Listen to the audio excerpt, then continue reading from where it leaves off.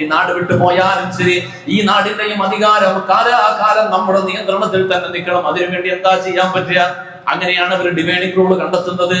ഈ നാട്ടിൽ ഭൂരിപക്ഷം വരുന്ന സമുദായങ്ങൾ ആരാണ്? ഒരിക്കലും മാറാൻ സാധ്യതയില്ലാത്ത വിശ്വാസങ്ങൾ എന്താ? മനുഷ്യന്റെ മനസ്സുകളിൽ നിന്നും മാഞ്ഞു പോകാത്ത വിശ്വാസം അവന്റെ മതത്തിലുള്ള വിശ്വാസമാണ്, ദൈവിക വിശ്വാസങ്ങളാണ്. രാഷ്ട്രീയ പാർട്ടികൾ മാറാറുണ്ട്, താല്പര്യങ്ങൾ സംരക്ഷിക്കപ്പെടാതെ വരുമ്പോൾ പാർട്ടി മാറാറുണ്ട് മനുഷ്യൻ, എന്നാൽ മതം മാറാറില്ല.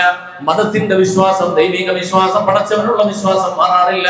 ആ വിശ്വാസങ്ങൾ ഒരു മനുഷ്യനെ, കുടുംബത്തിനെ കാലാകാലം പിടിച്ചു നിർത്തുമെങ്കിൽ അങ്ങനെ ഓരോ വിശ്വാസങ്ങളുള്ള മതവിഭാഗങ്ങളെ കണ്ടെത്തി അവരെ തമ്മിൽ ഭിന്നിപ്പിക്കുവാൻ എന്തെല്ലാം തരത്തിലുള്ള കുപ്രചരണങ്ങൾ അവർക്കിടയിൽ വേരോട്ടം ഉണ്ടാക്കാൻ കഴിയുമോ? അങ്ങനെ ഡിവൈഡ് ആൻഡ് റൂൾ എന്ന പദ്ധതിയിലൂടെ ഈ നാട്ടിലെ ബഹുസ്വര സമൂഹത്തിനിടയിൽ ഭിന്നത ഉണ്ടാക്കാനുള്ള കള്ളക്കഥകൾ മെനഞ്ഞുണ്ടാക്കി.